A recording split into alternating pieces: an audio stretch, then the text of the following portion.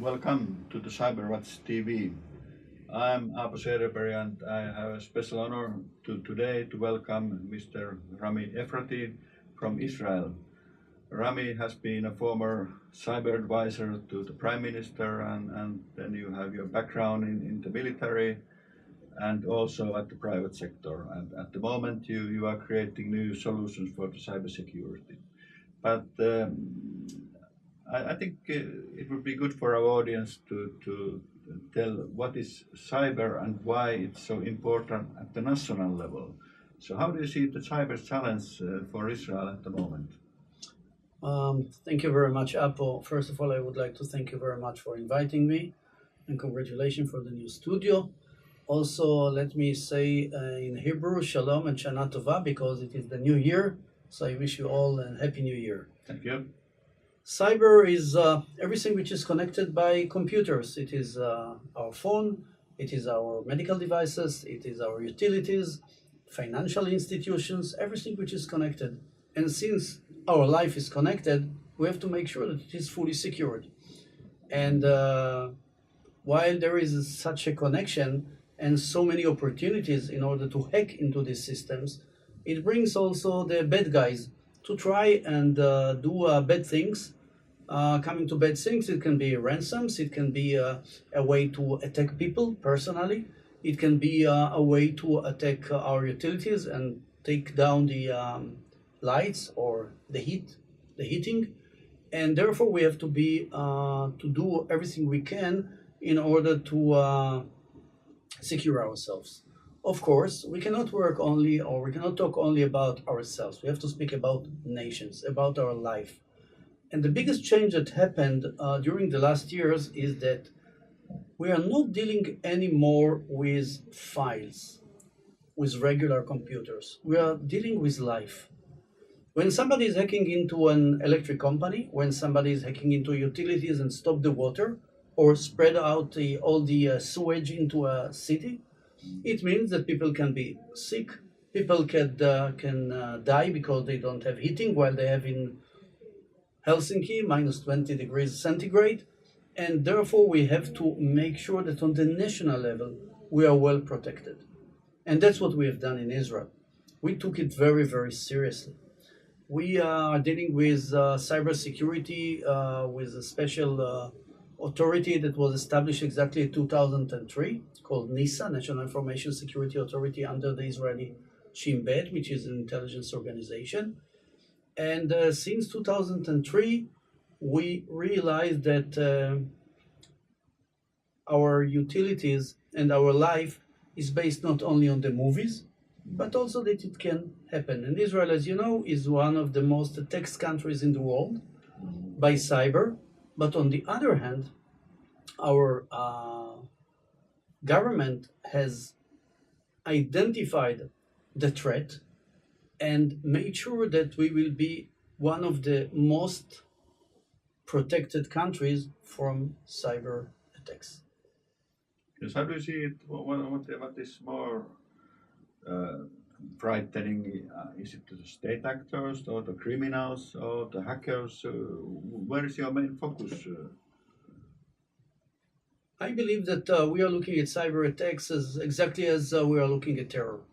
Terror can be done by one terrorist, by non-state organization, by criminals, by everybody. So we take it seriously. So it doesn't matter who is behind, but then it's the consequences, as you mentioned. So when you are building cybersecurity, is it more important to focus on cyber as such, or how to handle the consequences? When we are dealing with cyber, we have first of all to make sure that we have a strategy. A strategy how to defend ourselves. How to make sure that if somebody or an organization or a terrorist or a criminal is going to attack us, it doesn't matter. We have to be well prepared. And to be well prepared, that's what we have done in Israel. We have allocated, first of all, or we came out with a strategy. We came out with a strategy saying, first of all, you need a lot of money in order to make sure that you have the best and the latest technology to protect. Second, that you are teaching and educating people how to deal with cyber. and also how to support the industry in order to create a so-called cyber nation by making sure that we take the threat, the cyber threat, and turn it into a business opportunity. That's what we have done. So you want to be a cyber nation. So if you want to be a cyber nation, tell me what is more important, civilian cyber security or military cyber security? So, or can you divide it? Both of them are very important. But basically, when we started in Israel, we realized that we have what we call the special organization, which is, of course, the military organization, the intelligence organization, and the police. And we found out that the most important, I believe, sector, which is not well prepared or protected at that time, exactly on January 2012, was the civilian sector. And since civilian sector is us, and everything is our life is affected because of cyber attacks, and our life is banking, financial institutions, energy, healthcare, etc. We have decided that we are going to create a new authority called the Israeli National Cyber Bureau. Later, also another organization called Israel National Cyber Authority, which is the operational level, in order to protect mainly the civilian sector, but also to coordinate all the activities on cyber security from all organizations, both military, police, and civilians. So one can even say that there are more targets at the civilian side of the society for cyber attacks than at the military side. And then perhaps also the military targets, they are harder, they are better protected. So the civilian side is actually it's getting more cyber attacks than the military side.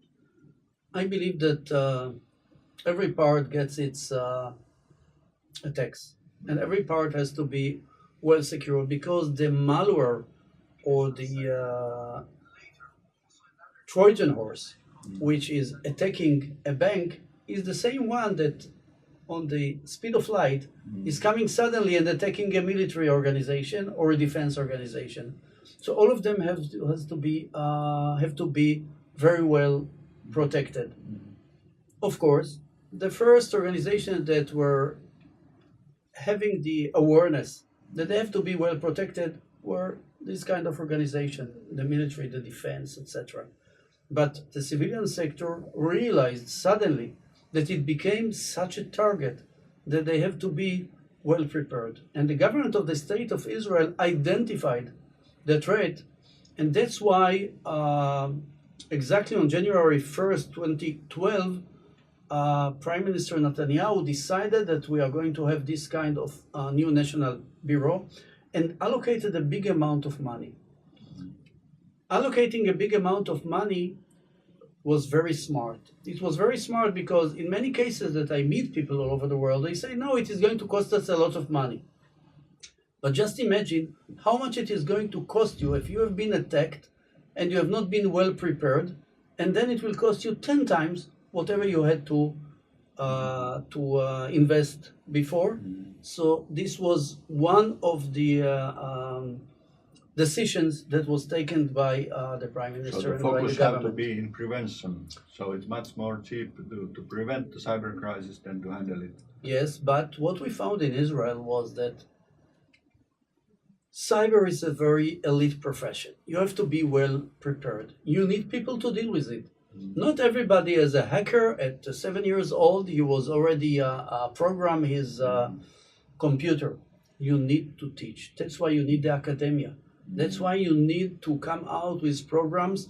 And we just started with our Ministry of Education programs for children who are 10 years old and more to create a lot of people who will deal with cyber and who will be able to work in Israel and make sure that it will be one of the most defended countries from cyber.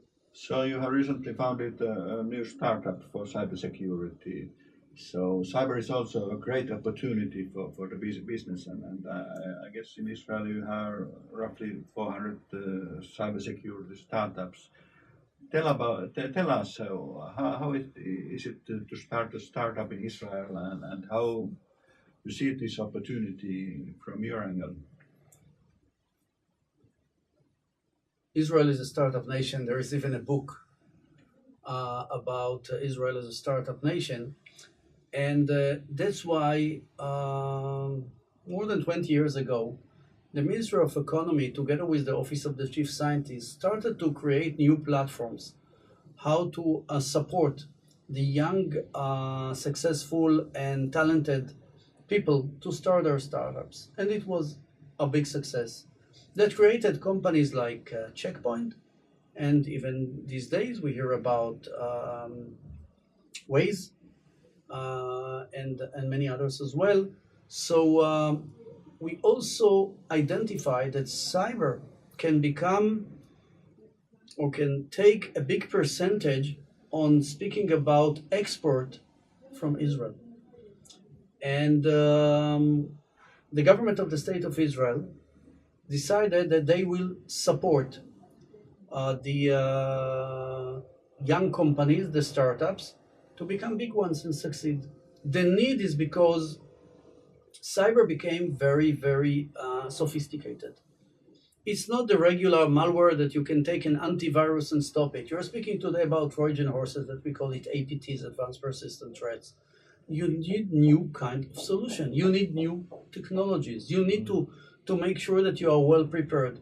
And today we have more than 400, almost 500, Okay, 500. because the government decided that whenever, and there is a mechanism to do it, whenever there is a company which comes out with a new technology, a robust technology, but very new one, and it is identified by the government also as a new technology, the government make a kind of due diligence. First of all, they due diligence the technology to make sure that yes, this is something new. This is going to protect from new kind of attacks. Second, they make also a financial due diligence to make sure that the company can get or become and work for more than 1 or 2 years, because usually a startup stops the money when after 1 year, after you take the money from your parents, your grandparents, etc. So how do you do it? And therefore the government decided to come out, and the government, it means many offices. It's the Ministry of Economy, it's the Office of the Chief Scientist, now it is called the new Authority for Innovation, and of course the Israeli National Cyber Bureau. They took a very important role, and this was one of my jobs when I was there, to come out and, okay, identify these companies, find a quick way how to identify that they are relevant for this kind of support, and while they have been identified as relevant, the government took a risk and support these companies on 50% matching of their R&D. So the government is ready to take a risk, because 95%, usually this is the statistics of startup fail. So the government is ready to say yes. We understand that 90 or 95% of the companies will fail, but on the other hand, let's see that we are going to have another huge companies. If we are speaking about cyber, the well-known in Israel is of course Checkpoint, and then CyberArk, and companies are being sold to the big names. Trusteer was sold for $700 million to IBM, and other companies were sold as well. So the government took a risk which was relevant, meaning, let's say 90% will fail, but all the others will stay in Israel, they will pay taxes, families will get work, and since these companies are successful, the employees who will get stock options, etc., they will pay the taxes. And the companies that are so successful will pay back whatever they have been given by the government. So it is a culture. I always say that cyber is a culture. How to protect, how to defend yourself, and how to create out of the threat a big opportunity. And that's what we have done in Israel. Okay, that's great. I think we are in Europe. We are very much looking forward to do the same. It's just much more difficult than because we don't have the culture yet. But you are also looking at or the Israeli companies, startups are looking for the European market. How do you see it? How difficult is it to your companies to come to the European market? First of all, there is. Let's speak about my company. Okay. We came out with the new technology, which is relevant for the new threats, mainly on the operational technology, meaning utilities and financial. And after we had our proof of concept in Israel, we are trying now to get into Europe and the United States. We need to find partners. Let's speak about Finland. Finland is an excellent example. If I would like to work in Finland, I have to be here. I don't speak the language. I only know Not how yet. to say kitos, and that's all. And I don't know the culture. I know that the Finn people would like to work with Israelis, but if I'm going to work in the government, they will work, or you will work, only with people who are Finn people, which I appreciate very much. So I need my partners. I have to find an organization who would take a company, usually a startup, check the technology, adopt it and install it or assemble it into their system as well, and sell it. Do we have partners in Finland? Not yet. Do I see the opportunity? The answer is yes, big yes. I believe that we can do business in Finland. Okay, thank you. This is so cyber is very much about cooperation. The challenge is a global one, so we have to work together, and the innovation is we have to share the innovation. So what is your advice to the EU? What is if you can have one thing we should do in the EU frame on cybersecurity? What should be done? Take it seriously. Okay. That's the word. Take it seriously. Don't say it will never happen to us, because it happened to us. And look at the others as well and make sure that you can do it. Can you do it? The answer is yes, for sure. Okay. Thank you very much, Rami. You're most welcome.